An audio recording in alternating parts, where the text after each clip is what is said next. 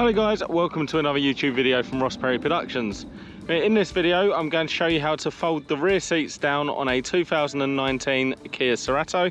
So it's really easy. My friend's had this car for a while and he didn't even realise it done it, so I thought it might be worth making a video. So first off, we're going to open up the boot, and what you'll notice just down here by the hinges there's actually two pull levers, one here and one here. Once you've pulled them once, you can just go into the boot and actually push the seats forward like that, which actually gives you quite a huge boot space. I'll show you from the other side as well.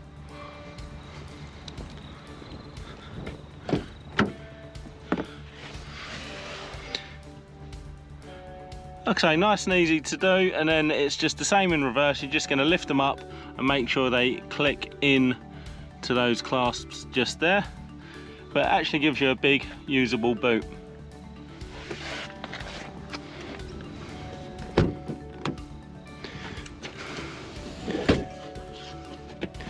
Make sure your seatbelt doesn't get caught, and then do the same for the other side.